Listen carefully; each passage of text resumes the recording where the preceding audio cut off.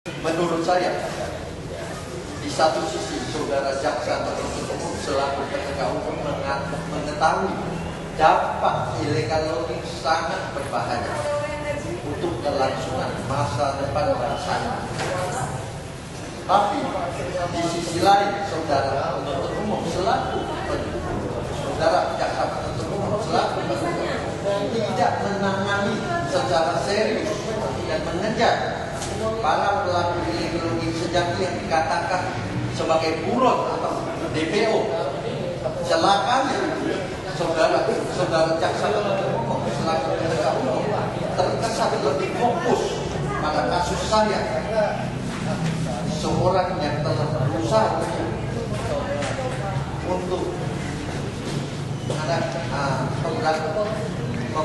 meredakan pemberantasan terhadap pelaku illegal logging dengan cara melaporkan ke media dan aparat penegak hukum dalam hal ini Mabes Polri. Tapi mengapa saya yang melaporkan adanya illegal logging justru dianggap sebagai pelaku illegal logging? Ada apa? Apa betul mereka pelaku? Apa betul pelaku illegal logging? Apa betul mereka pelaku illegal logging sejati yang dikatakan DPO itu DPO betulan? Apa itu? Atau kalau betul, mengapa tidak diumumkan di media cetak atau media elektronik dan gambarnya tidak ditempelkan dan ditempelkan di tempat-tempat umum? Atau mereka itu hanya di DPO-kan untuk sesaat saja? Apa yang saya pertanyakan ini bukan tanpa alasan. Fakta sudah membuktikan sudah banyak orang yang menyatakan DPO setelah beberapa saat timbul kembali sebagai orangnya. Yang lebih perlu saya pertanyakan lagi adalah saudara jaksa penuntut umum sudah mengetahui persis saya adalah seorang pelapor adanya illegal logging di Ketapang.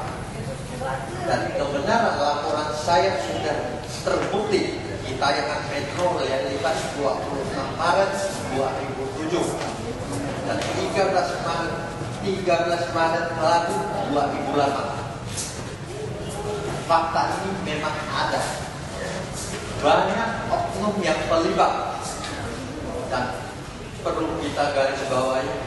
Bapak Menteri Kehutanan saat diwawancarai di Jakarta dan ditayangkan di Metro TV pada tanggal 4 April 2008 jam 21.01 PM, beliau mengatakan kejahatan kehutanan illegal logging, kejahatan kehutanan di Ketapang Kalimantan Barat terorganisasi rapi. Menurut beliau, pelaku illegal logging di Ketapang bisa disebut mafia. Tidak ada yang tidak terlibat. Semua terlibat, termasuk Kejaksaan Negeri Ketapang. Pernyataan Menko ini terbukti, tentunya bukan tidak berdasar. Akan tetapi sudah ada petunjuk dan bukti awal yang cukup dan meyakinkan. Baru beliau berani mengeluarkan statement secara terbuka di media. Apakah dengan adanya statement dari Menteri Kehutanan tersebut, saudara jaksa penuntut umum menjadi marah dan dendam terhadap saya? Kemudian saudara jaksa penuntut umum merakyaskan kemarahannya dengan mempeduasakan kasus saya dan menjadikan penjara sebagai sarana pelampiasan kemarahan saudara jaksa penuntut umum terhadap diri saya. Saudara jaksa penuntut umum mengetahui persis berkas perkara saya sudah selama setahun tidak dapat dibebasan karena dianggap tidak layak.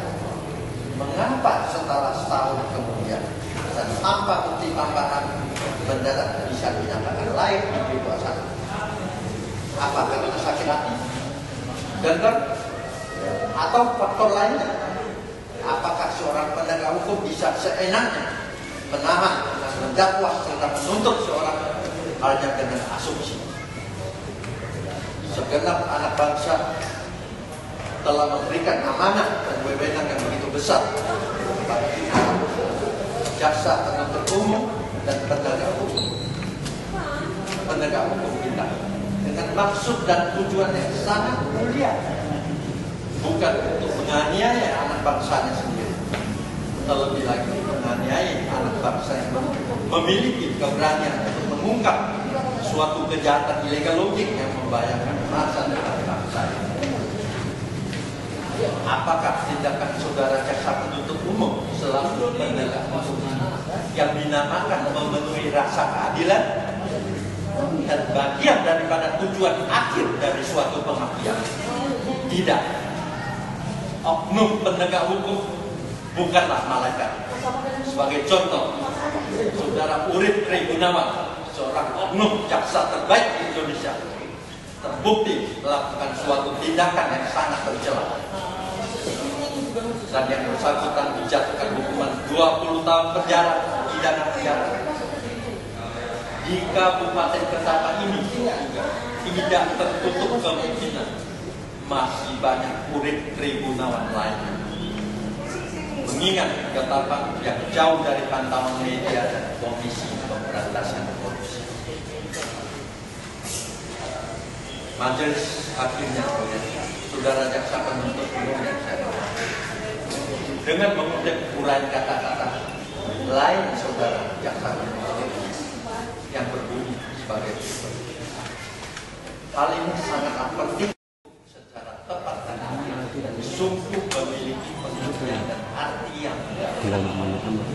yang perlu saya pertanyakan adalah apakah tindakan saudara penuntut umum selama ini sudah mencerminkan dan sesuai dengan apa yang dikatakan? Tidak. Fakta membuktikan saudara jaksa penuntut umum masih menganut istilah tebang pilih dan pilih kasih dalam menangani perkara. Saudara jaksa penuntut umum sudah bukan lagi menjadi sarana pengekangan atau pengasingan bagi orang-orang yang dianggap berpotensi ataupun sarana balas dendam bagi para penguasa. Majelis